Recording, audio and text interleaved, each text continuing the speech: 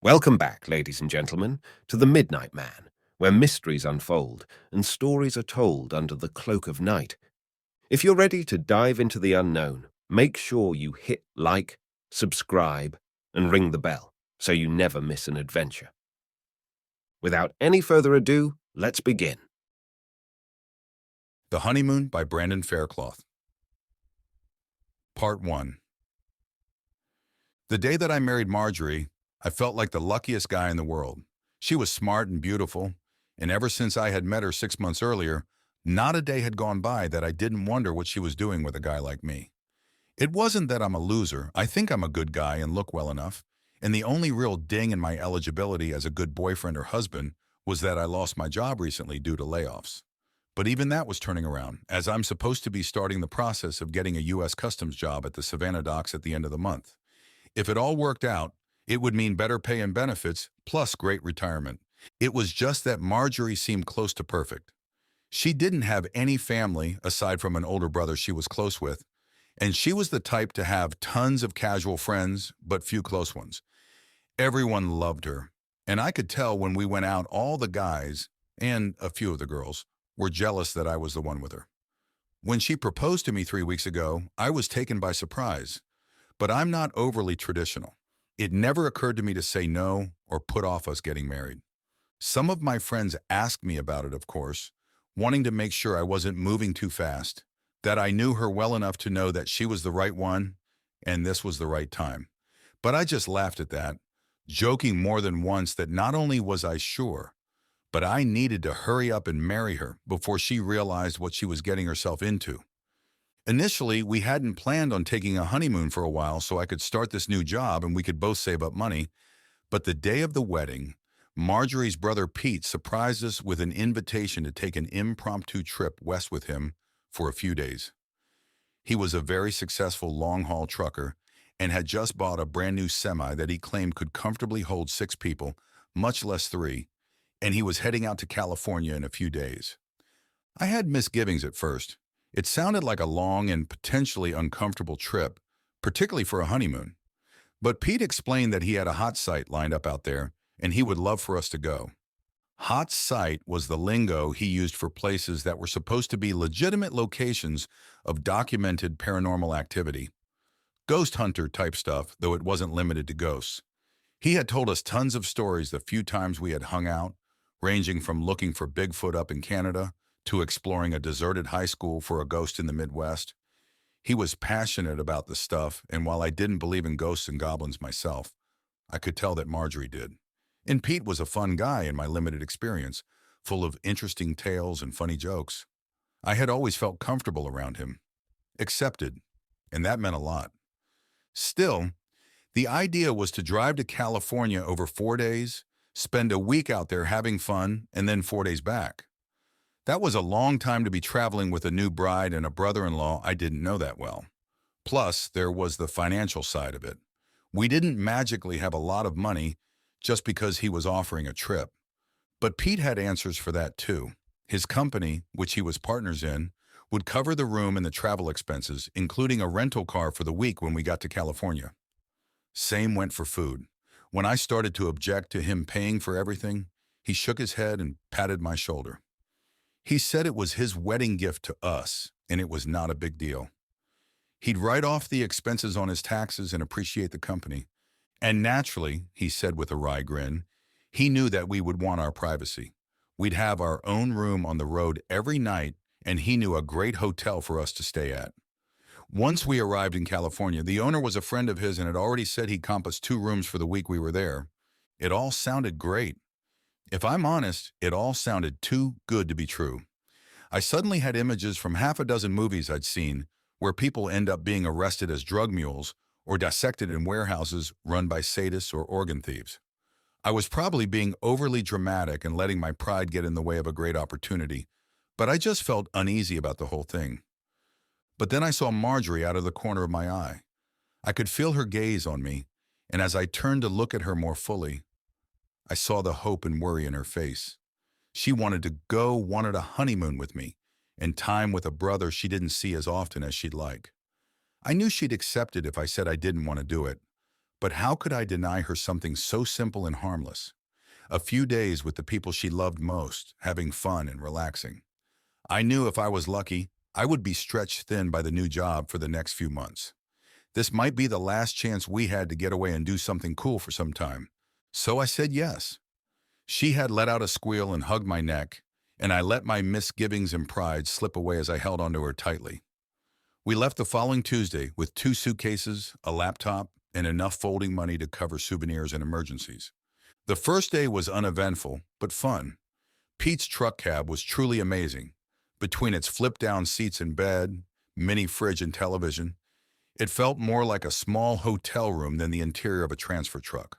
Looking out on through its massive front windows as Pete drove down the interstate headed west, it was surreal seeing everything from so much higher than I was used to when driving.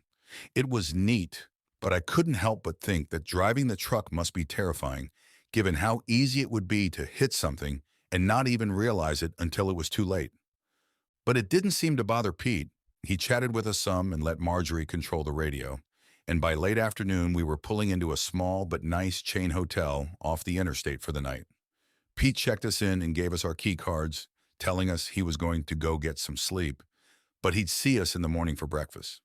We were excited to finally have some time to ourselves, so we didn't leave our own room except to pay the pizza delivery guy later in the evening.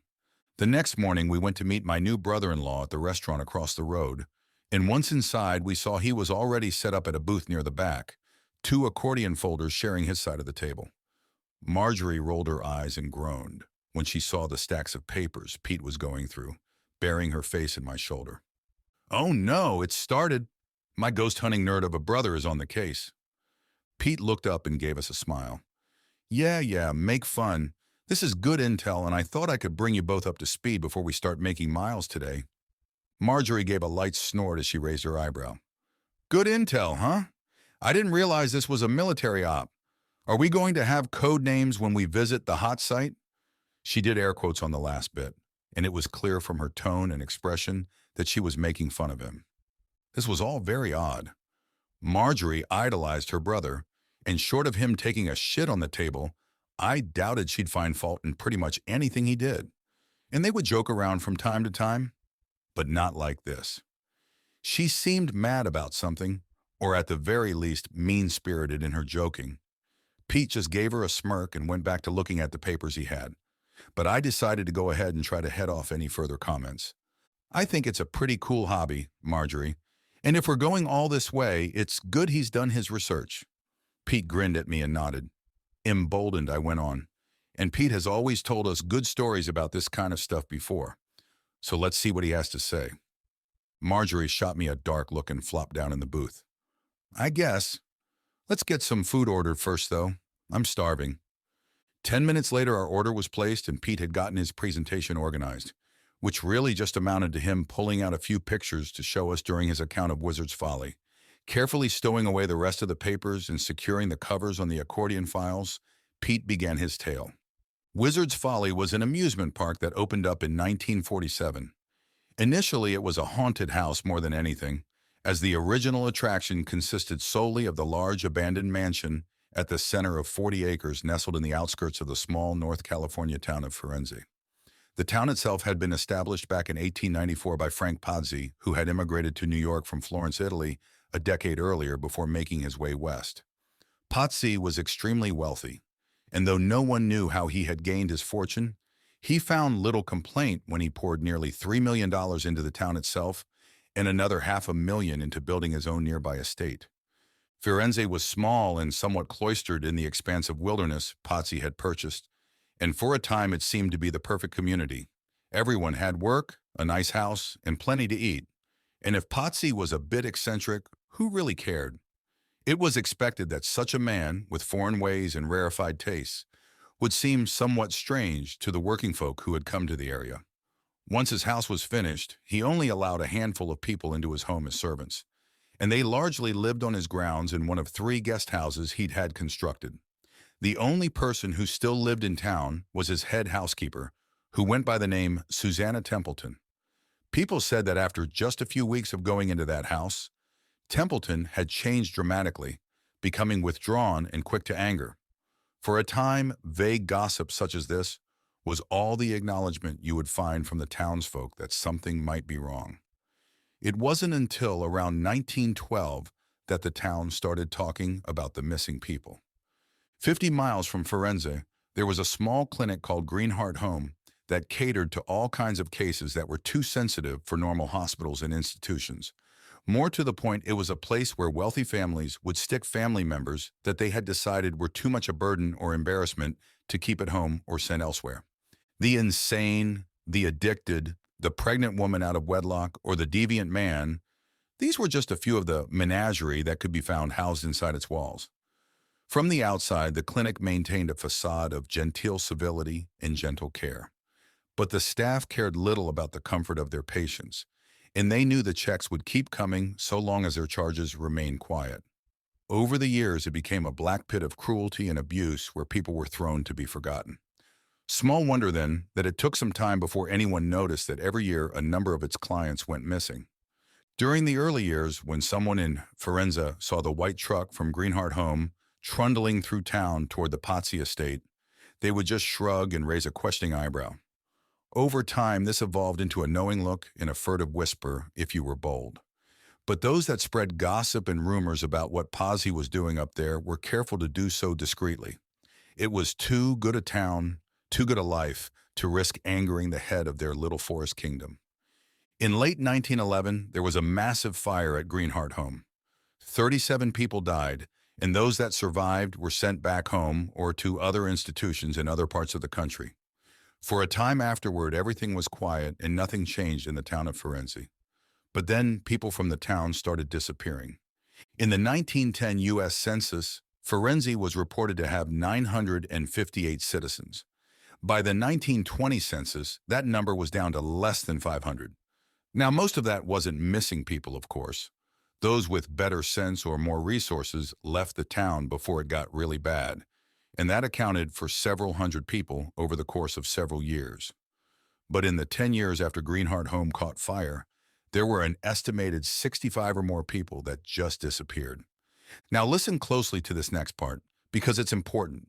The records are spotty from back then, particularly in an isolated town like Firenze, but for the most part the journals and newspaper articles agree with the handful of eyewitness accounts that were collected by ambitious authors and reporters scavenging the area after it was all over.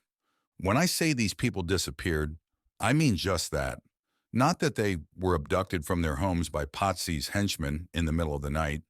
Not that they were snatched off the street by mysterious figures. These were wives in the middle of a conversation with their husband, and he's suddenly not there. Children playing in a swing one moment and gone without a trace the next. There were over a dozen accounts of different people literally disappearing in front of people's eyes, to say nothing of the scores of other people that went missing when no one was around. After a few months of this, the leaders of the town had gone to Pazzi, hats in hand, trying to probe him for information, help, or some clear sign that he was involved. Pazzi listened to their concern with all the attention of a disinterested king before clucking his tongue with concern and patting them on the head. He promised to offer rewards for any and all of the missing, and the next week there were several flybills up around town proclaiming $1,000 for the return of any of those that had gotten lost. Because that's how the townsfolk that stayed in Firenze started to refer to them. Oh, Bill Gunderson? Yeah, he got lost last spring. His wife Polly is still running the store, though, and isn't she doing a good job? There was an unspoken consensus in the town that while concern and action would be given lip service, no one was really going to rock the boat. The flybills would be torn down until the next season of disappearances, when they would go up again for a few days. In between, people were growing tenser and more frightened, but they largely kept it to themselves. Then Annabelle Perkins got lost.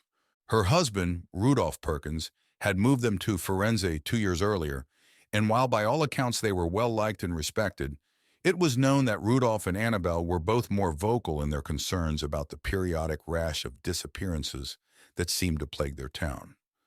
Their friends and neighbors tried to mollify them, of course, and for a time that seemed to help.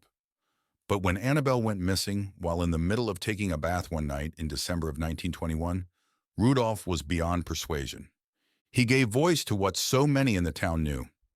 Frank Pozzi was the one behind the disappearances somehow, and whatever he was doing to those people, they were never seen again. It took only a couple of hours to talking to his friends to gather up a large crowd that had grown tired of living in fear and dread. Like a scene out of an old monster movie, they stormed the estate and began searching for Pozzi to demand answers. Unfortunately, he was nowhere to be found. What they did find, well, there's not a lot that's clear from that night. I know that 15 people went to the house and several of them died inside, but it's unclear how or why that happened. They tried to question his house staff, but they were all gone as well, and when they went to the head housekeeper's home, Susanna Templeton was dead, having hung herself from a clothesline in the backyard. One of the survivors of that night wrote a brief account of what they found in the house. Much of it was garbled and hard to make sense of, but one thing was clear. At some point they went into the lower levels of that house and found hidden chambers no one knew even existed. Pozzi had recruited some of his builders from somewhere else, and it must have been those men that had dug out the subterranean rooms and installed all of the cages and apparatus. To call it a torture chamber or a dungeon is inaccurate. More accurately, it was a black shrine to some form of occult worship. There were strange symbols etched into every surface, and one of the spaces included a large pit filled with the refuse from nearly 2 decades of human sacrifice. It was here that the account gets especially hard to follow, as it seems to be talking about the mound of bones and flesh moving or rising up against them, while also talking about Rudolph finding his beloved Annabelle even as he joined the other men in a terrible scream. It's very weird, raw stuff. The guy who wrote it had died only a few weeks later, so there was never a chance for anyone to find out what he really meant. In any case, that was the death blow for Firenze, and by 1923, it was a ghost town. It might have just faded away forever, slowly getting consumed by the forest at its edge, if it hadn't all been bought by a man named Wilson Tattersall, the owner of a large security firm in the East that was slowly taking business away from the Pinkerton Agency. Tattersall knew the value of grabbing up land in the West with his newfound fortune. By 1932, Pozzi had gone from having been declared missing to being declared dead. With no will or heirs, the estate and the city itself reverted to the state of California, who was more than happy to sell it cheaply to the man from Virginia, who was already buying up large swaths of land around the state. It lay fallow for several more years before Tattersall began to develop it. In 1945, he announced plans to turn it into an amusement park of sorts. Keep in mind that this was 10 years before Disneyland opened, so the idea of an amusement park in the mid-40s was typically confined to state fairs or a few bigger places like Coney Island or White City. The parks had rides, even roller coasters, but between the Depression and World War II, a lot of them had shut down. The idea of building a brand new one, particularly in the middle of nowhere, and especially at the scene of so much horror, seemed insane to me when I first read about it. But then I realized that no one really knew what had happened in Firenze. Aside from a few articles at the time in the journals that were found by authors and researchers in the years since, it was just never widely known or talked about. And Tattersall, for all his money and ambition, started small when he rebuilt the town. He renovated the house and estate to play up the pre-existing Gothic architecture, remodeling here and there to suit its new purpose as a haunted house by adding secret hallways and staff areas, as well as many nasty surprises for guests. The lower levels were supposed to be off-limits, however. Whether that meant that he sealed them off or had preserved them in their original state, no one knew. When the park opened in 1947, it was called Wizard's Folly. This played into the new legends that Tattersall had been strategically inserting into the rumor mills of towns in the surrounding counties. Instead of dozens of dead and missing, there were only a couple of girls and a little boy that were victims of the cruel Francesco Pozzi, a vile man who considered himself a wizard and alchemist of sorts. He had allegedly taken the victim's blood as part of some insane ritual to make a philosopher's stone, which he hoped to use to convert various substances into precious metals. Instead, the ritual went awry and he wound up burning to death in the bowels of his strange home. It is said that he and his guests still haunt those very halls. Or so the ads said. A bunch of bullshit, but it spread like wildfire. Most people were tight on money back then, but they were also hungry for some time away from the realities of daily life. At a penny per person, Carloads of people were making the trek and standing in line to get in from the first week it was open. By the time word had spread about how terrifying the house was, how you really did need to try it for yourself, the wait to get in was over 4 hours. In the following 6 months, the park not only grew in popularity, but in size as well. This was, for all intents and purposes, an adult theme park, but the estate could only hold so many visitors at a time if it was going to be an effective haunted house. So they added a go-kart track and a tilt-a-whirl, followed by a hot dog stand that served beer. Next was a handful of booths where guys could try to win cheap toys for their dates, along with a curiosities show that was essentially a freak show on the front end and a peep show on the back. By October of '47, they had started building a real, honest-to-God wooden roller coaster too. It was toward the end of that month, just a few days before Halloween, when it all fell apart. They called it a toxic infection caused by mold, and it was traced back to dozens of people that had visited Wizard's Folly. But based on some things I've found, that was just a cover story. Over 300 people scattered across 6 states reported seeing and hearing things, vomiting, and feeling an oppressive sense of being watched. This was covered up because of the 2 things that they all had in common. The first was that they had all visited Wizard's Folly at some point in the 6 months it had been open. The second was that all of them started experiencing symptoms at exactly the same time. 9:23 p.m. Pacific Time on October 27, 1947. Whatever happened that night in October at Wizard's Folly, it was covered up, and the park was closed permanently the next day. Since that time, it's been abandoned and forgotten. The Tattersall Company, now called Tattersall Global, still owns the place, but it's just a relic. They have a couple of guards patrolling it, and it's become a bit of a holy grail in some corners of the internet paranormal community because no one has ever managed to get in more than a few yards before they are caught and turned away. Then 2 months ago, a guy started posting on a forum I frequent, claimed that he and a buddy of his worked as guards for Tattersall at the old Wizard's Folly Park. People immediately called bullshit, but the next day he posted several pictures online of him at the park, and it looked legit. He said that for $5,000, him and his buddy would take off a couple of hours at an appointed time, leaving the gate open for the buyer and whoever he wanted to bring. The only rules were that they didn't break or take anything, and they were out again before the 2 hours was up. I wound up in a brief bidding war with a lady from Seattle, but I managed to get it for $8,000. Marge, don't look like that. I've got the money to spend, and this is a once-in-a-lifetime chance. But anyway, that wraps up my presentation for now. There's more to show you, but we'll get to that later. A look passed between Pete and Marjorie, but I couldn't read its significance. I was kind of blown away by everything I had just heard, and that it had all come from Pete. When I told him so, he smirked at me as he forked in a mouthful of cold eggs. Oh, because I drive a truck, you think I can't be smart? Can't read? I felt my face flushing crimson. No, that's not what I meant at all. It's just all that information. It's impressive is all. It must have taken you a long time to pull all that together. He laughed and Marjorie joined in now, her earlier anger seemingly forgotten. I'm just fucking with you, Phil.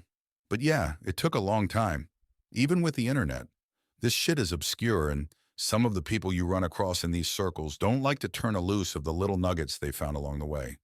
It was fun, though, and I think it'll be worth it. This one is really something. I can feel it. I gave them both a relieved smile and nodded. I didn't want to hurt his feelings, and I didn't want to be stuck on an awkward trip for 2 weeks either. So seeing them both joking and in good spirits again eased my worries. I realized I had never looked at the pictures he had pulled out at the start of his story, so I picked them up now. 2 of them were old and faded black and white photos of Wizard's Folly back in its heyday. Steady streams of people headed this way and that through what looked like a cross between a carnival and a strange garden party. The last one was obviously far more recent, and it showed a chubby, balding man in a security uniform smiling uncomfortably in front of the looming face of a Gothic mansion, its dark stone a stormy gray in the overexposed picture. I felt an unexpected shudder looking at that last picture, and I set them all down quickly. Pete looked at me silently for several moments and then glanced out the window. It's getting late. We need to get a move on. Miles to go before we sleep. Part 2. We were off the interstate for the most part now, Pete taking us back routes that he said would be both quicker and more scenic. And he was right. We wound our way further west across the Mississippi and into Missouri, and by 8 o'clock we were pulling into our stayover for the night, an older but nice motel on the outskirts of Kansas City. I was inexplicably tired that night, and after we grabbed a quick burger at the restaurant attached to the motel, I quickly fell asleep watching TV with Marjorie in our room. When I awoke, I had a moment of disorientation in the darkness of the unfamiliar room, and after fumbling my phone onto the floor, I finally woke up enough to grab it and see it was just past midnight. I reached back to Marjorie's side of the bed, but it was empty. My first thought was that she was in the bathroom, but when I looked, nothing. I tried texting her, but a moment later I heard a buzz from where her phone had been left on the far nightstand. The beginnings of real worry and fear woke me up the rest of the way, and I pulled back on my pants, absently grabbing a key card off the table on my way out the door. The air was cold so late at night, and I hadn't taken time to grab my jacket, but I didn't care. Looking around in the gravel parking lot, I saw no signs of other people, which was understandable given the hour. We were in room 103, and I knew Pete was in 108, so I headed that way to see if he knew where she was. Something made me hesitate as I reached the door. It was only for a couple of seconds, but long enough that I heard a woman's giggle from inside Pete's room. My first thought was that Pete had hooked up with some local after we had went to our room, and I debated whether I should disturb them before I looked around a bit more. Then I heard the giggle again, and I recognized it this time. It was Marjorie. I knocked hard on the door, an unpleasant mix of fear, uncertainty, and anger surging into my chest. I waited, counting to 10 internally before knocking loudly a second time. There had been no further sounds from the room, and another 10 count was nearly done before the door cracked open, and I saw Marjorie's face poking out of the dimly lit murk within. "Hey, what's up, honey? Something wrong?" Her expression was one of surprise and mild concern, but I wasn't sure if I trusted it. It was hard to tell in the blue-tinged light of the parking lot security lamps, but she looked flushed. Flushed in a way I was familiar with, but that shouldn't be happening with another man. But no, Pete was her brother, for fuck's sake.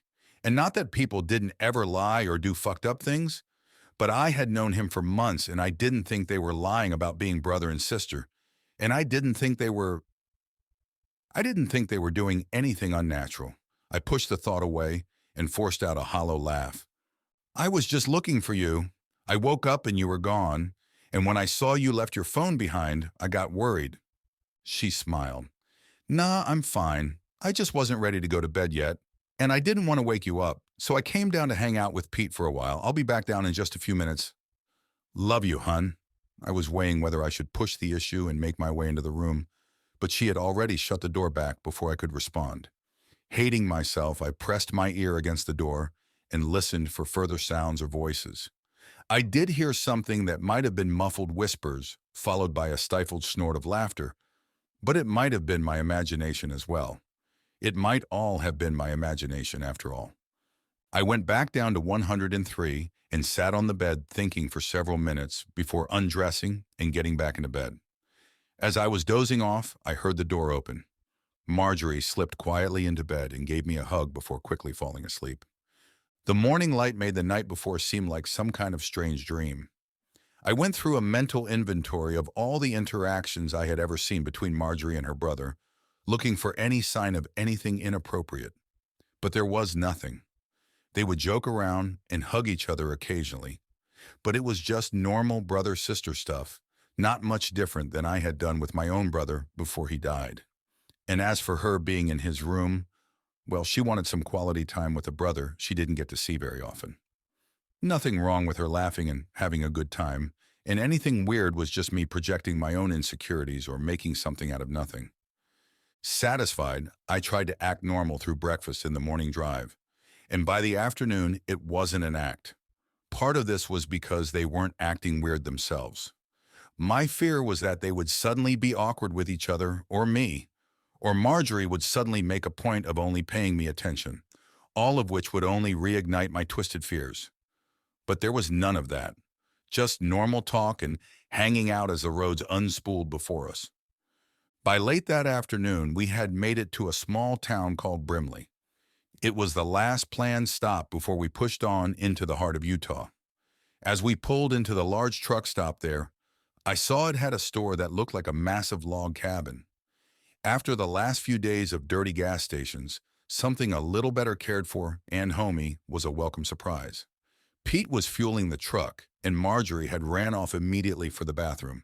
So I decided to go explore the store for a bit and stretch my legs. The air was definitely turning cooler with each day as fall set in. We were traveling at a fast enough rate that it was actually hard to judge how much of the difference was due to the change of seasons versus the change of locale. But the feel of the crisp air as I walked to the store reminded me of autumns growing up in Virginia. The thought made me smile and glance around at the town surrounding the truck stop. It was odd. Though it was almost 5 in the afternoon on a Thursday, there was next to no one else around.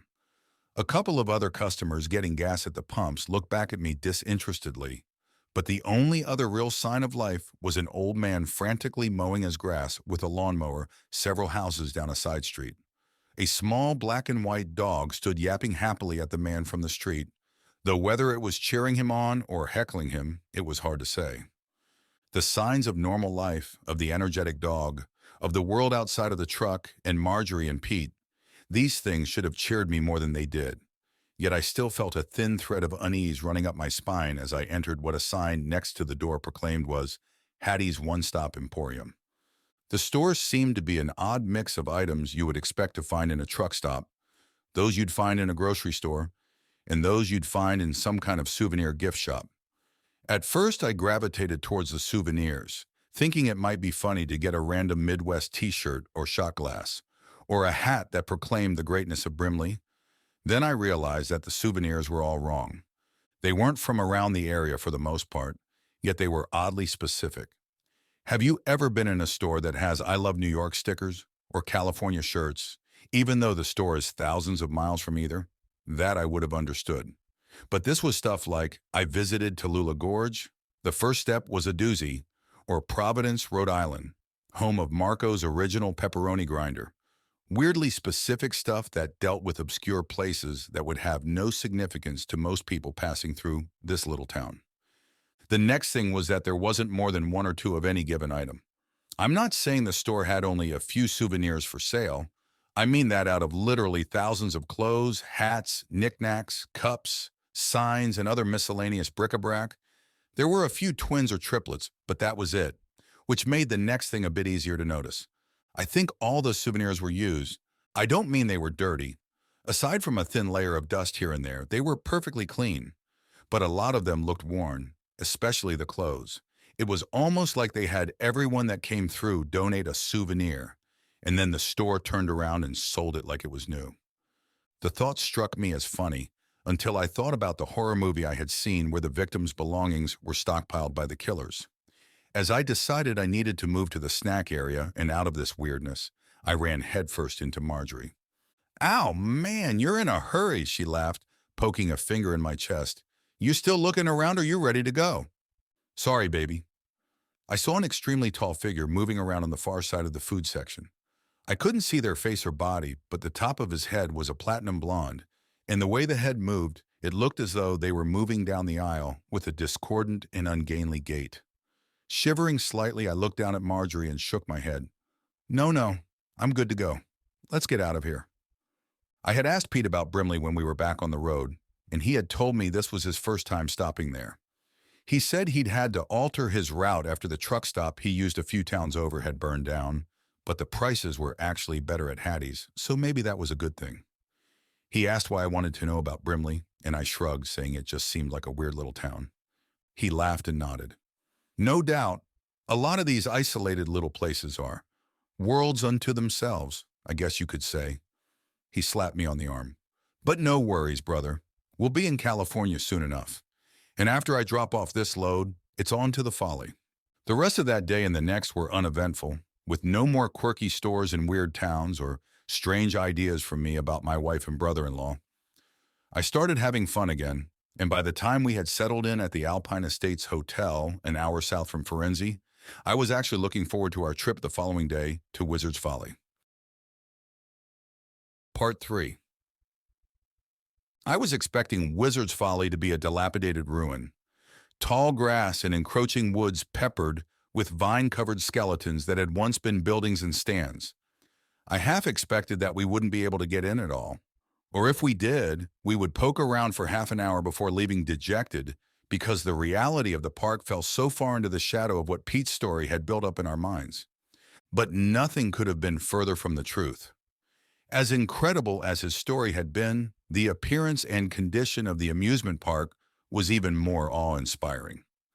We entered easily through the front gate at precisely 10 in the morning, all three of us looking around for signs of security in case the plan had somehow gone awry on the guard's end. Within moments, any thought of being caught had fled, however, as we were all gasping at what we were seeing. Everything was in nearly perfect condition. The grass was cut, the buildings looked recently painted, and there was none of the expected signs of disuse or ill repair.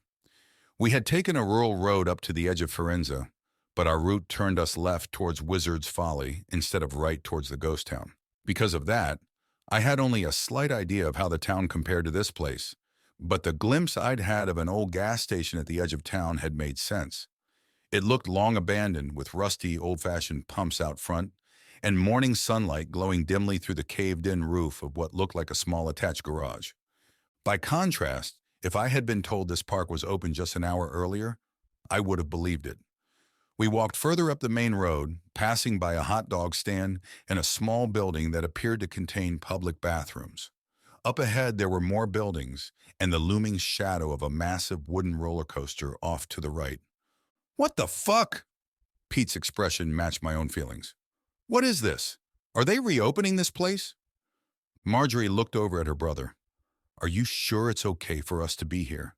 This place does not look abandoned, and there's a lot more here than what you described." She was right. We had already passed a gift shop, a small sit-down restaurant, and 5 different stands housing what looked like carnival games. All of them pristine and with lights blazing. Pete stopped and turned back to us. "I mean, we're trespassing either way, right? But so long as we don't hurt anything, it shouldn't be too much hassle, even if we were caught, which we shouldn't be. But none of this makes sense. Why would the lights be on in these places? Why would everything be so, well, not new exactly, but intact?" I knew what he meant. None of it had the feel of things that had been recently built, but rather just maintained very well. I pointed to one of the carnival game stands where you tried to pop balloons with darts. "Look at that shit! The balloons!" My description wasn't overly articulate, but it didn't have to be. Once you looked at the stand, it was obvious what was wrong. There were probably 50 balloons on a large corkboard at the back of the stand, and all of them were fully inflated. Pete shook his head. "What? Those balloons had to have been put there yesterday at the latest." He looked around, his expression growing paranoid. "I don't know what this is, but I think they're either reopening it or something is way different than what I was told. Either way, if y'all want to go, I'm fine with it." He was looking at Marjorie, but I was the one that spoke up. "No, let's keep going." We rounded a curve and saw that the park opened up before us, with multiple paths leading off toward rides and shrouded thoroughfares that wound deeper into the property. This was also our first good look at the mansion, albeit from a distance. It was strange and imposing even far away, with dark stone and black shingles swooping this way and that, like the contours of a giant gargoyle just waiting for us to get closer. A large hedge maze acted as a barrier between us and the house, and when I went to enter it, Marjorie tugged on my arm. "No, Philip, let's not and say we did. I do not want to get stuck in that thing, okay?" When I nodded, she went on, gesturing towards a path off to our right. "Let's try this way. We can see more of the park and find a way around to the house if we're lucky." Pete chimed in. "Yeah, Phil, I think she's right. We're on a clock here, so we're better off taking in as much as we can rather than taking time for the maze." "Sure, yeah, makes sense."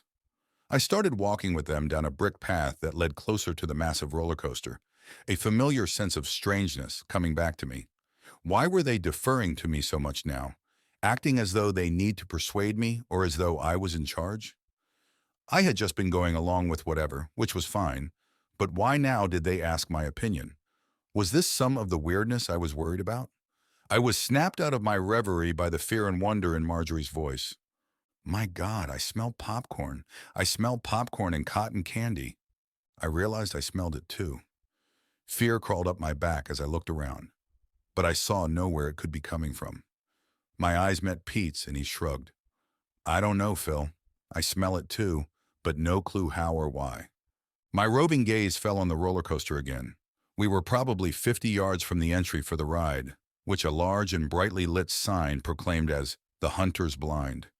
It seemed a strange name for any ride, much less a roller coaster, but the thought left me as I realized something. Pete, didn't you say they only partially built the roller coaster? He nodded. Yeah, and you saw it in the picture too, remember? The park shut down when they were only about halfway done. I pointed ahead of us. Do you see any part that's unfinished on that thing? I've been looking at it, looking for a break in the track or some sign that something isn't in place yet, but I can't find it. It looks like the rest of the place, ready for business.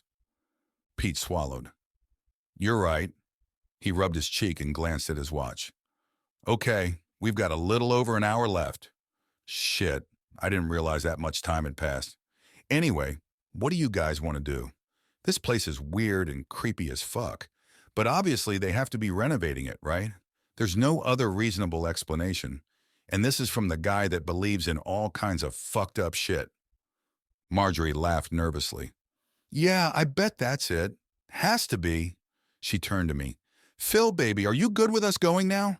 They may have more security if they're getting ready to do something with this place, and I really don't want to go to jail on our honeymoon. I grinned at her, but it was forced. I really wanted to keep going, felt driven to explore further into the park and reach the house. But I also didn't want to disappoint her or Pete, and I could tell they were both anxious to leave. Her brother chimed in, It's your call, Phil. We'll do what you decide, but if you're ready to head out, we are too. Again, that strange deference, that odd tension and expectation that I had never noticed before. Something about it made me want to stay in the park even more, but when I glanced back at Marjorie, I pushed it down. Nah, it's cool. We've seen plenty, and we probably shouldn't risk it. The relief from both of them was palpable, but I tried to ignore it. I was teetering on just telling them to go wait in the car for me, but then Marjorie took my hand and I let myself be led back to the front gate and beyond it. Within a few minutes, we were back on the road in the rental car Pete had procured earlier in the morning. I found myself looking back at the park with an odd wistfulness until its dark silhouette had slipped from view. That night I had terrible dreams that I didn't remember upon waking, except for an acid taste on my tongue and the uncomfortable sensation of something gripping my thudding heart. Marjorie stirred restlessly beside me, but when I lay back down in the cool dampness of the sweaty sheets, she slipped back into a deeper sleep. I stayed awake, my mind adrift in a shadow sea of unfamiliar thoughts and feelings as I stared up at the ceiling I couldn't really see. As gray dawn began crawling through our balcony window, I gave up on getting back to sleep. The rooms really were very nice, and the hotel itself was massive and far more expensive than anywhere I had ever stayed before. But I felt trapped in there. Trying to be quiet, I got dressed and slipped out of the room. I headed downstairs with the idea that I would just walk around a bit. The area we were in was lushly forested, and between the hotel's golf course and the series of walking paths through the woods on the resort grounds, I had plenty of options for an early morning constitutional. I've never been much for exercise, but I needed to clear my head to be away from the two of them for a while. So for the next couple of hours, I walked. As I went, the thing I kept coming back to was that I felt we'd made a mistake not going onto the house. Or at least I had made a mistake. It seemed like one of those ephemeral moments in life where picking right or left will have major ramifications somehow. You can't say why it's so important, but you can feel the weight of, fate bearing down on the decision you're making. If you make the right one, you feel a sense of harmony and well-being. If you make the wrong one, you feel utterly discordant and lost. I felt lost. I couldn't explain it, but I somehow knew I had chosen wrong. And the further I walked, the more I mulled it over, the more certain I became that I had to go back there. Then suddenly Marjorie was running up to me, telling me that we had to get back to the room and pack, that there had been some kind of major accident back at Pete's trucking company, and he needed to start heading back now. She was tugging on my arm, but I resisted with a frown. Why do we have to go back now? Can't he just leave us and go back? Marjorie scowled at me. No, idiot. We have no way of getting back then, and no money to spend on a flight or even a bus. She put her fingertips to the bridge of her nose and took a deep breath. Fuck, I'm sorry, I didn't mean it like that. Pete's just freaked out, and so am I. Apparently there was some kind of chemical spill, and 3 of his people are at the hospital. He's worried about them, worried about getting sued and losing his insurance. He's worried. She reached out and touched my arm. But that was still shitty of me to say it like that. But can we just go? He's in no shape to drive the next several days back by himself, and he doesn't want to risk leaving the semi here. I nodded, ignoring the voice inside screaming for me to stop. Sure, honey, I get it. Let's go get our stuff. When we met Pete in the lobby 20 minutes later, he looked haggard and red-eyed. He apologized for cutting the trip so short and helped us quickly load our things before we were on the road and headed back the way we had came. I felt a growing sense of restless unease as we traveled east, but I kept quiet. Whatever weirdness I was going through, Pete had enough on his plate as it was. I felt bad for him. I knew he had worked hard building that business up, and it was easy to see how stressed out he was from fear he might lose it all. The thing was, as we traveled throughout the morning and early afternoon, his worries seemed to slip away. Not that I expected him to stay in a state of high agitation and fear for hours on end, but I'd have expected some noticeable level of distress to hang around for at least the rest of the day, if not until he was at his company and had a better handle on what was happening. Instead, him and Marjorie were back to joking around, singing along with the radio, and generally acting like they were still on vacation. For the 100th time, I found myself questioning my perceptions of things, wondering if I was just being an asshole. When we had settled in at the same motor lodge we'd stayed at just 2 nights earlier, I suggested we all get dinner together, my treat. I could tell they were both resistant, but I pushed on with cheery determination until they gave in. I wanted to watch them out of the truck and see how they acted. See if Pete acted carefree or concerned. See if any quick, secret glances passed between them. The meal was uneventful until the end. They were both acting abnormally normal, but that is such a subjective thing that I quickly began doubting myself again. It was only as I was leaving the waitress a tip that I glanced up at Pete's face. Marjorie must have seen it a moment before I did, because she was already up and moving, pulling Pete from the booth the same moment my eyes met his and my tongue went numb. His face was sliding off, or at least drooping. It looked as though he was wearing a latex mask that had gotten too hot and started to melt, the eyes and nostrils and mouth drooping low and revealing something red and wet underneath. I let out a startled grunt and put my palms against the edge of the table. I shoved the table toward him, but he was already out of the seat with Marjorie's help, so the far edge just bumped against the back of the booth he was sitting in.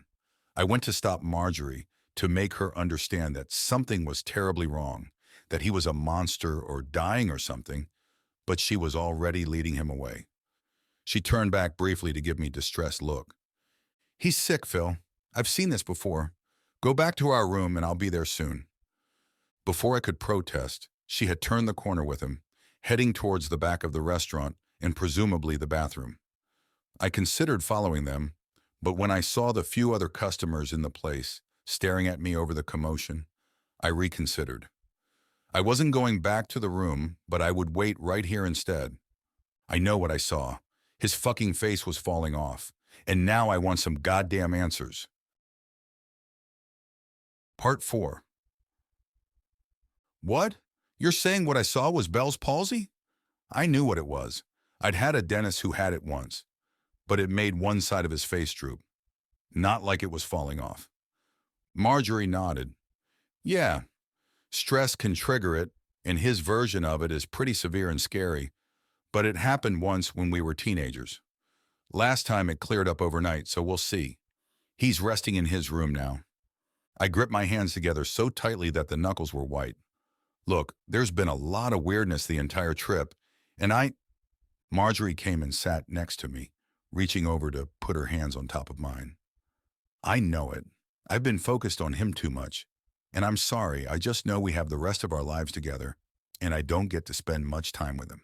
And now, he's just so upset about all this right now. I pulled my hands away and leaned back. You could have fooled me. She frowned at me, her eyes growing harder. What's that supposed to mean? It means that he's been acting jolly as can be all afternoon, and then all of a sudden it's like I'm sitting across from a horror movie that you're telling me is Bell's palsy and is caused by his extreme stress? I'm not trying to be a dick, but none of that makes sense. She stood up, tears welling up in her eyes. Well, it's the truth. I need you on my side on this. Do you think this is how I wanted our honeymoon to be? Stuck in a semi and going to some crappy old park, not having any time to ourselves? But I was trying to make him and you both happy. I saw it as a way to spend time with him and to give you a trip we otherwise couldn't afford. I'm sorry that it... I stood up and hugged her. It's okay. We're all just stressed and tired. If you say it's Bell's palsy, that's what it is. Let's get some rest and see how he's doing in the morning. The next morning, Pete looked normal, aside from the sunglasses he was wearing. He said that his eyes were still weird-looking, but seemed to be improving. I thought about asking more questions, but decided to just leave it alone. All I wanted was to be done with this trip as soon as possible. And if I still felt a yearning to return to Wizard's Folly, there was nothing to be done about it now. That evening, we stopped again at Hattie's One-Stop Emporium in Brimley, and again I felt the same sense of disquiet being in the small town. I went in with the intention to just use the bathroom and then head right back to the truck. But when I made it into the stall, I stopped cold at what I found there. There was a notepad and 2 pictures sitting on the back of the toilet. I would have just left them alone, but I recognized them. They were from Pete's file on Wizard's Folly. But how could that be? As far as I knew, Pete had never even gone inside the store last time we were here, and I knew he hadn't beat me in here this time. And why would he leave parts of his prized file in a gas station bathroom anyway? Forgetting my need to pee, I grabbed up the pad and pictures before leaving the stall. I almost went out to ask Pete about it, but something made me reconsider. I was tired of getting all my information through them. Not that I didn't trust them, but it wouldn't hurt to talk to the store owners and see if they knew anything about how that stuff came to be in their bathroom or how long it had been there. The cashier's desk was a heavily carved oak monstrosity that curved into a long L with 2 cash registers on opposite ends. Behind the counter were 2 elderly women that might have been twins, their long white hair tied back in matching bushy ponytails. Putting on a smile, I approached and held up the notepad and pictures. Hey, y'all. Me and family are just passing through, and I just found something in your bathroom that I think belongs to my brother-in-law. I pointed out in the direction of the truck fuel pumps. He's the guy out there fueling up. Anyway, I was just in the bathroom stall, and I found some papers and pictures that belonged to him. But I don't know how or when he could have left them, so I know it sounds weird, but I was just wondering if you had seen someone carry them in, or if you knew how long they might have been in there without being noticed.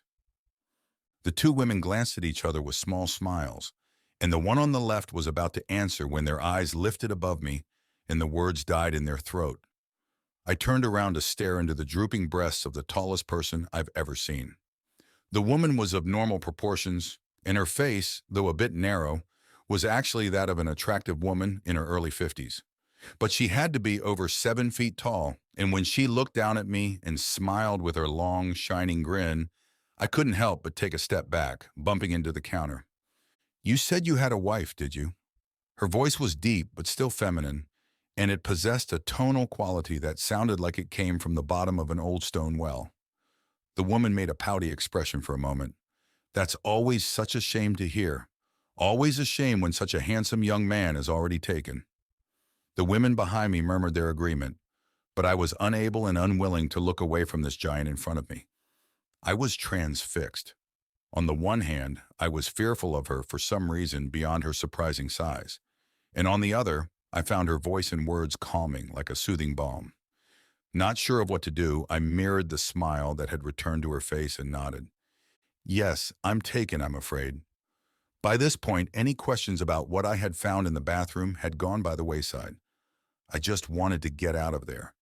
But then suddenly I was swept up in a tight hug, my face being buried in her cleavage as I breathed in some combination of flowery perfume and baby powder and something else. There was something else beneath those smells, something earthy and raw and caustic that felt like a corkscrew going up into my nostrils. I pulled back with a gasp and found my face being gently held by her large hands as she looked at me closely with dark, wide eyes. You are the one, aren't you? You are. I can see it. I can feel it. I tugged my head backward, but it didn't budge in her grip. Ma'am, I have no fucking idea what you're talking about, but please let me go. I don't like any of this. Her face grew sad and she gave a slow nod. Of course you don't. How could you?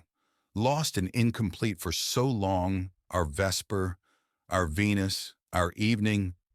I unhinged my knees and let my body weight rip my head free from her grasp, scooting around her and sprinting towards the door. She screamed behind me, but it was not an angry yell. It was more of a mournful wail.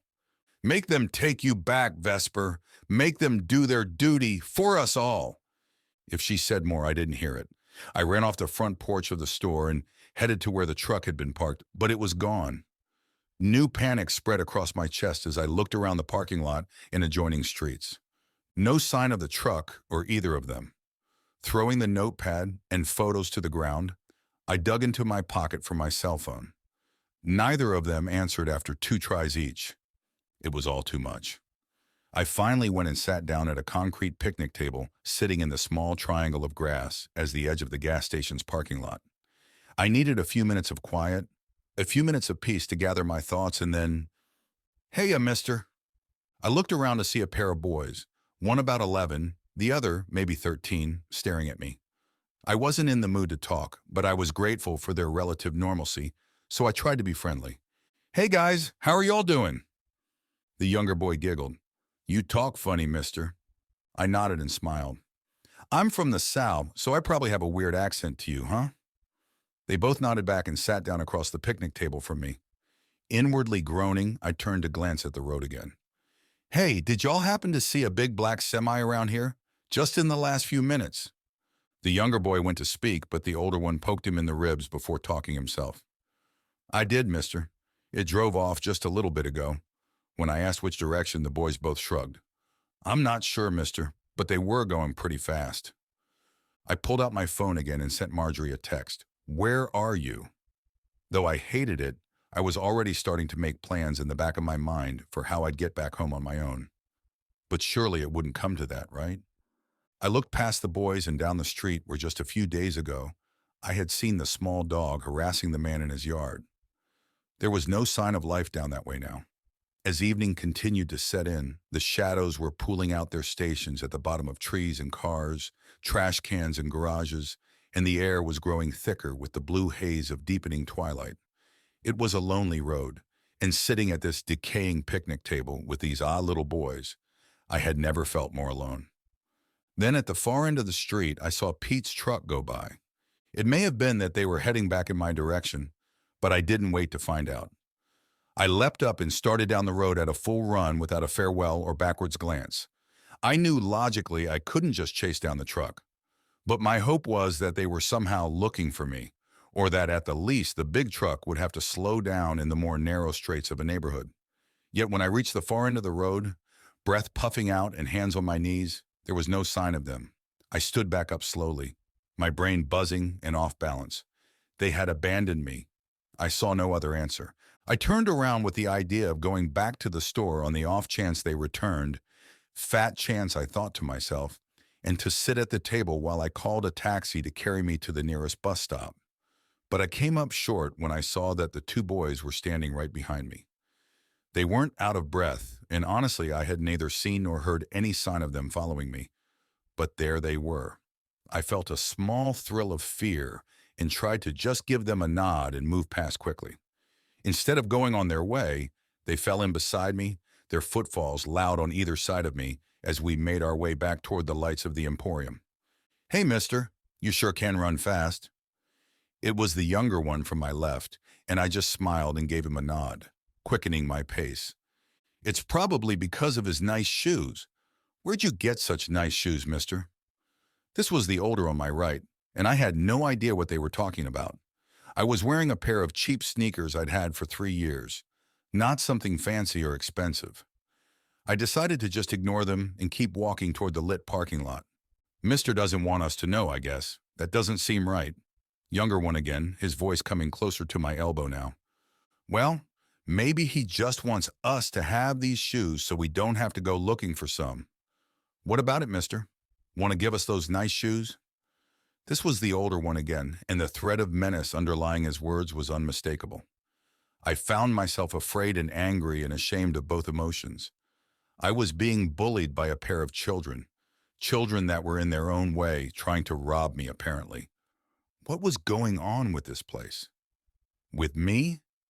I stopped and stepped backwards, simultaneously shoving both of them forward and further away from me. All right, you little shits. I'm tired of this, all of this. Especially you, so get the fuck out of here before I stomp your fucking ass. I didn't recognize the words coming out of my mouth, but they felt good. A look of uncertain fear passed between the two boys, and I felt myself preparing to attack the older boy when I saw Pete's truck pulling into the parking lot again. Feeling a surge of relief, I pushed past the boys and ran to it. Marjorie opened the door and gave me a shaky smile. Hey, Phil, come on in. I climbed in and slammed the door behind me. As Pete began to pull away, he dropped a greasy paper sack into my lap. Looking down, I saw it was from a chain fast food restaurant. I shoved it off my lap onto the floor. What the fuck is that supposed to be? Marjorie's smile thinned as her face went red. We went and got us all some food to save time. I sent you a text. Did it not go through? Glaring at her, I gave a short and bitter laugh. No, it didn't go through. And that's bullshit. I've been calling and texting, and y'all were gone for nearly 30 minutes. I'm tired of all this weird fucking shit. This town, the park, y'all.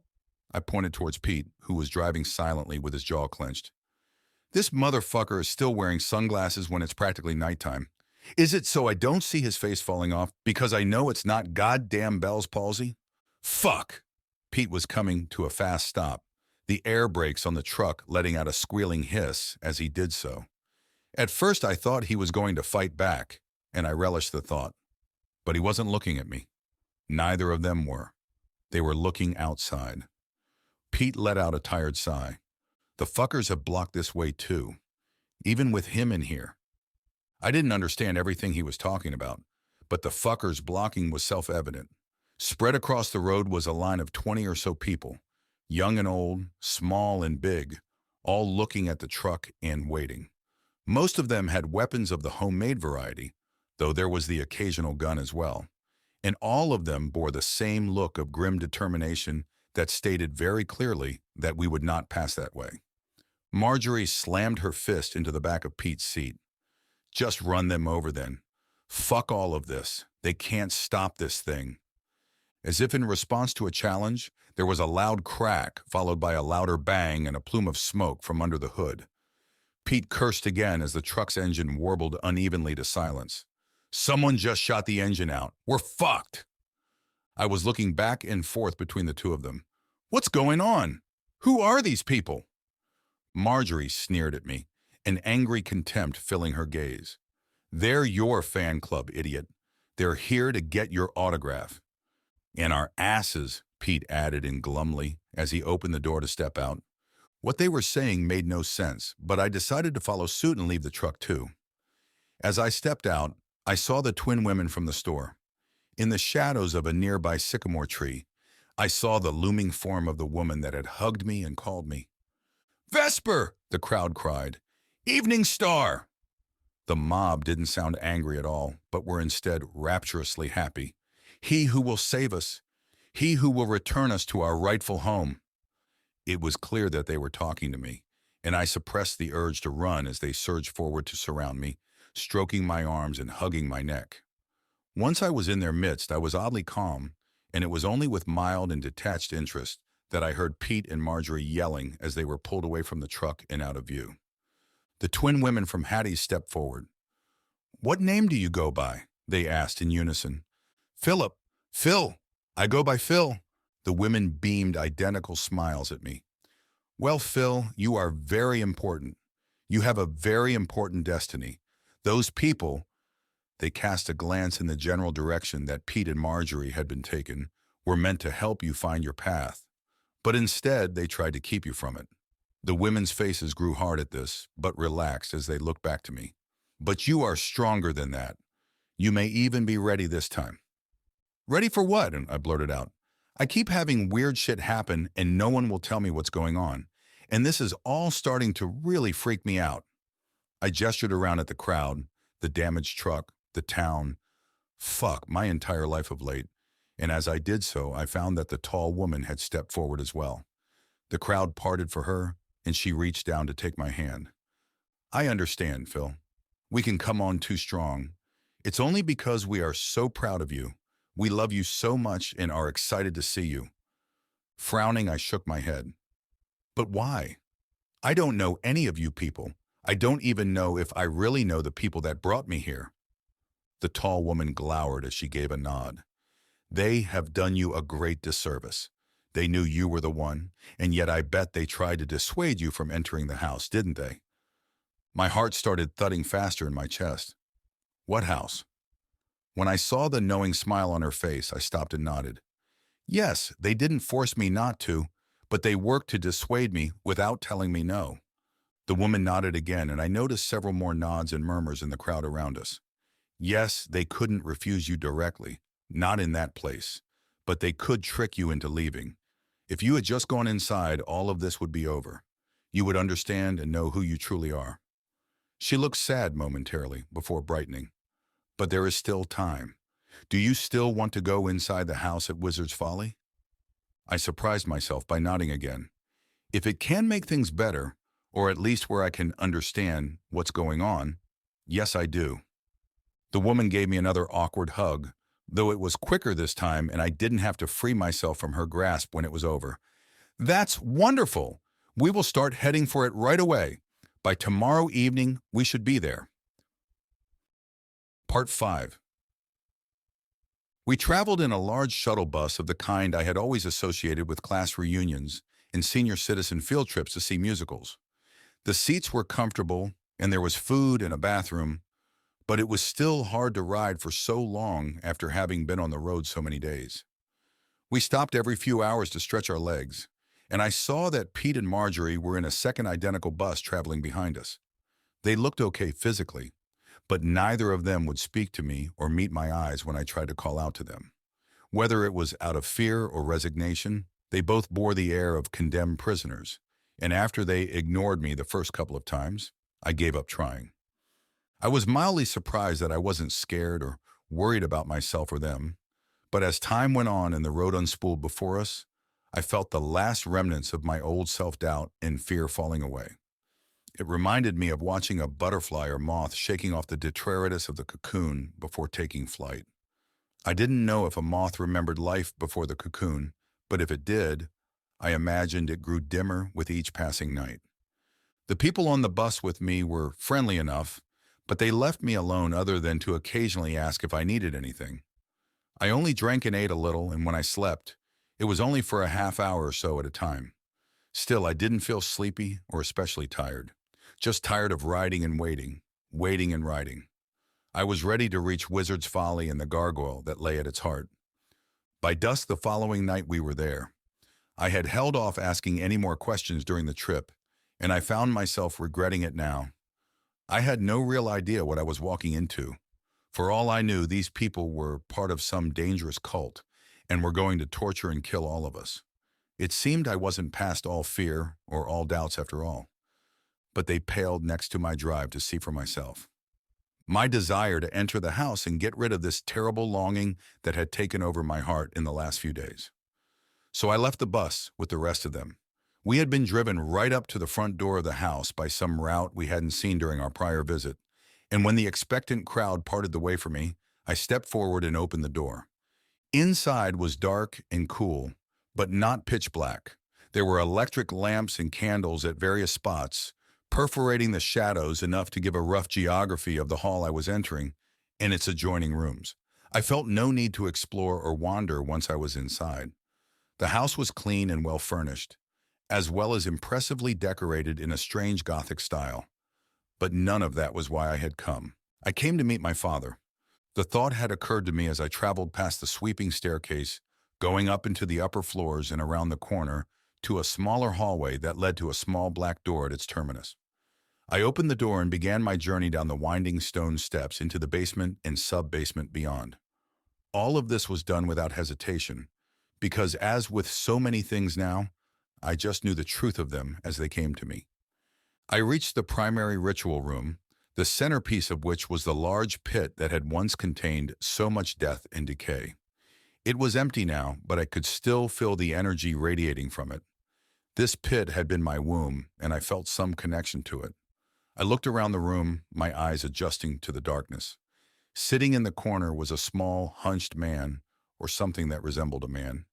I wasn't afraid, but I still approached cautiously, as I could feel great power coming from him as well. "Father?" I didn't know why I said the word except that it was right and true.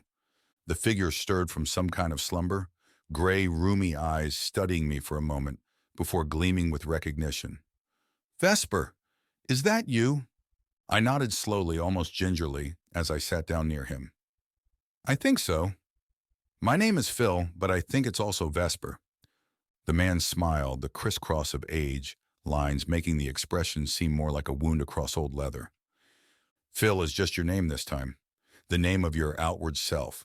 Before, you were Dora, you were Stephen, and perhaps more I never knew." His eyes narrowed. "I thought I dreamed of you coming here before."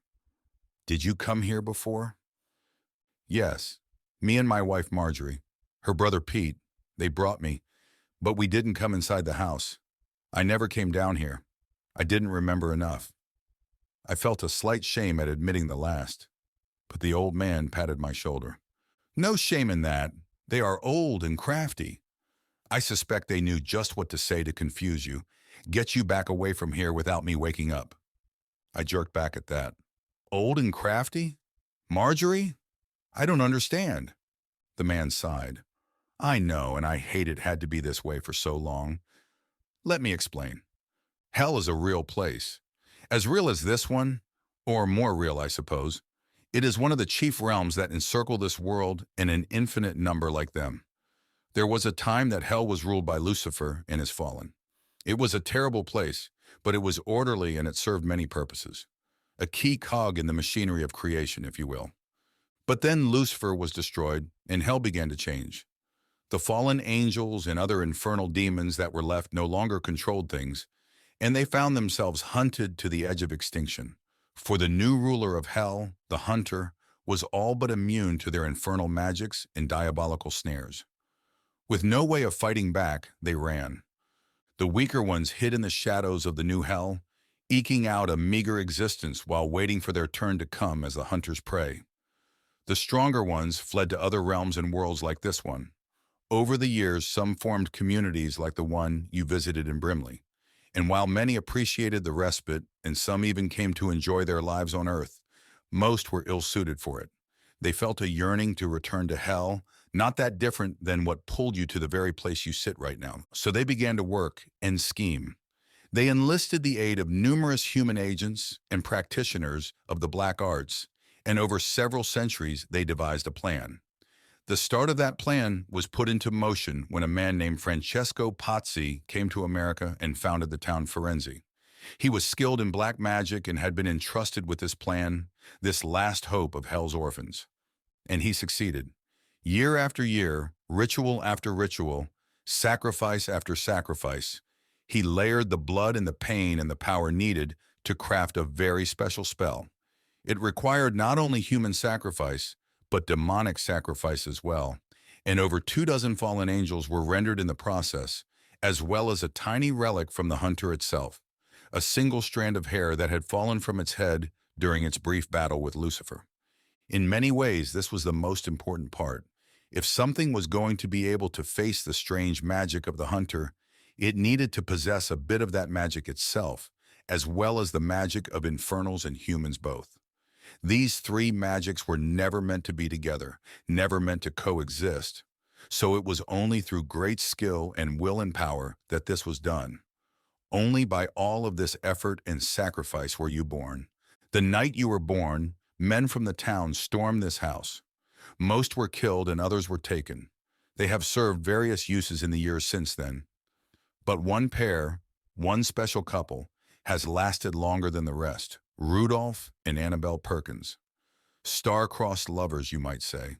Or rather, as you might say, your wife Marjorie and her brother Pete. I know even now that comes as a shock to you. You still retain your life as Phil, and some of those old feelings are still there. But I have been sending them out to find you for decades, and I know them better than they know themselves. When I came to America as Frank Pozzi, I had hoped my rituals would be complete by 1920, that I would gain vast power in this world, and when I eventually was forced into hell, I would be lauded as a hero and given a place of privilege in the new infernal court. Then that fucking whore Annabelle and her stuck-up husband came to town. I had hoped that taking her would send him packing, but instead, he riled the townsfolk up when you were fresh to life, and I was weak from your creation. In the chaos of that night, you somehow slipped away. I had taken them as prizes, but I had to disappear for a time while I searched for you. By the time I found you a few years later, you were living as a young girl named Dora Wilshire outside of Omaha, Nebraska. From what I could learn, you had just shown up in town as a young woman and started living life like everything was normal. No memory of what you really were, or that you hadn't existed 5 years earlier. My first instinct had been to try to force you to remember, try to make you come with me. Then I realized how foolish and arrogant I was being. I was dealing with something new, something I didn't understand, that no one understood. So I decided to trust you and let you find your own way, develop the human side of your nature, and grow in strength until you were ready. For years, I watched you while cultivating more money and power as Wilson Tattersall. I rebought my own house, my own property, and I waited. I had a feeling we would need this place of power again, and I was right. When Dora was in her 40s, she started getting sick. I kept close tabs on you at all times back then, and I knew that the doctors you had seen had no idea what was wrong. Desperate, I sent 2 of my servants out to push you in this direction, hoping I could help you without disturbing your development. Those servants were Marjorie and Pete, except they didn't call themselves that, or Annabelle and Rudolph. Back then, they were Tess and Johnny, a married couple that buttered up to you and your husband for months before springing a surprise trip on you. A surprise trip to an exclusive new amusement park that had just opened up in California. I had waited for months for your arrival, making use of the guests we had in my own small ways, but all with the end goal of seeing you walk through those gates, because without you, all of it was for naught. I had started to lose hope.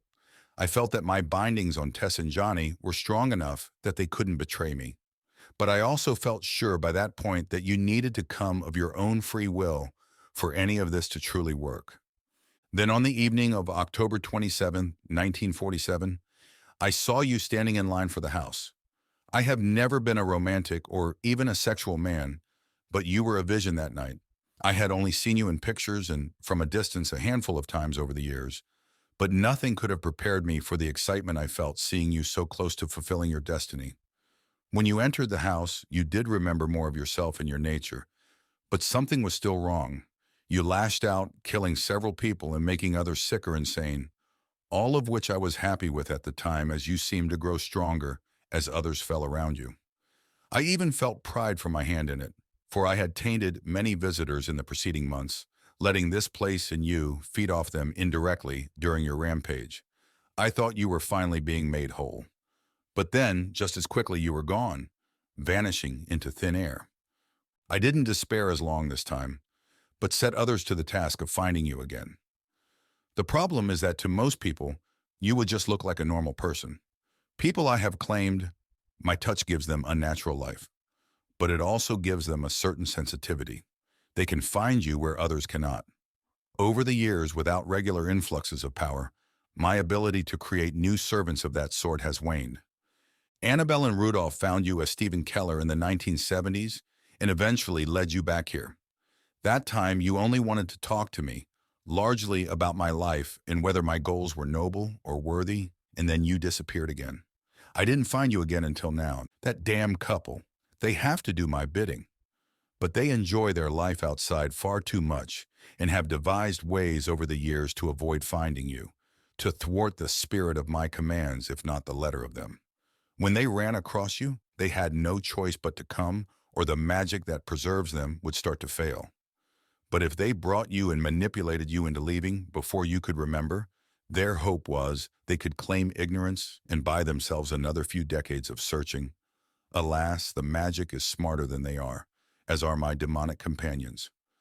I set up Brimley as a way station years ago, a place they would have to travel through if they were bringing you to me, an independent check, if you will, to help keep them honest or stop them if they decided they didn't want the ride to end. It served its purpose in the end, and they'll be dealt with for their treachery, if you can call their disloyalty to me treason in the first place. I did abduct and magically subjugate them, but they had a lot of good years as a result, so I can't help but feel somewhat unappreciated. But I digress. My age is catching up with me, I'm afraid. Wait until you're 170 years old and see how you do. The real question is, are you ready? Do you feel whole yet? I'm not trying to pressure you, and I trust you to know when this cycle of whatever it is complete. But I'm running out of time, and hell, while vast, grows closer to being wholly under the hunter's control every day. I've even heard stories of the hunter appearing in this world, albeit very briefly a few months ago, and slaughtering quite a few notable occultists. No one on my level, of course, but still, it gives one pause. I named you Vesper after the old meaning of the word. Evening star. The morning star has died and his hell has been lost. But I believe you can champion a new era. With you to lead us, I think hell can be retaken and made whole again. So what do... He gurgled slightly as I punched into his ribcage with both hands, separating his torso like a rotten head of lettuce and letting the wet halves splatter drip onto the old stone floor. This rotting monster, this decrepit sadist thought that I would help him? That I would help any of them? I remembered everything now. I recalled the bloody and horrible origins of my birth. I could see my husband when I was Dora, my parents when I was Stephen, Marjorie the day I married her, and yes, I had been lied to and tricked, manipulated and moved around like a pawn, or I suppose more like a nuclear warhead being ferried from place to place. But Awe didn't feel anger or sadness. I felt joy and love for all the lives I had lived and the world I had lived them in. Unlike when Dora lost control and hurt people out of confusion and fear, I was past that now. The only negative emotion I was really feeling at this point was disgust.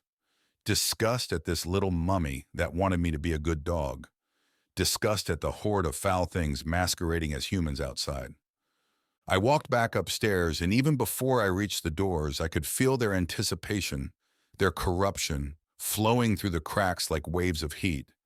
I think my father was right. It was time that I helped these demons find a way home. I opened the doors wide and smiled at the expectant crowd. They weren't stupid, and it only took moments of seeing me now for their expressions to change, for their flesh and bones to start shifting in unnatural ways in anticipation of what was coming. That was all right. It wouldn't matter in the end. Closing the doors behind me, I walked out into the crowd, watching with slight amusement as they shuffled back at my approach. The fear and hate in the air were palpable, and I breathed it in deeply. Scanning the crowd, I looked for any sign of Marjorie and Pete, but saw none. No matter, I'd find them later. For now, it was time to show these things just what all their murder and horror had brought them. I leaned forward slightly, my voice barely above a whisper, but still resonant in the silence of the cool evening air. Who's first? And there we have it, dear listeners. Another journey into the shadows has come to an end. If you enjoyed our nocturnal escapade, please show your support with a like and subscribe. Your engagement lights the way for more tales to be shared. Stay tuned, stay spooky, and most importantly, stay safe as we continue this journey into the shadows together. Good night.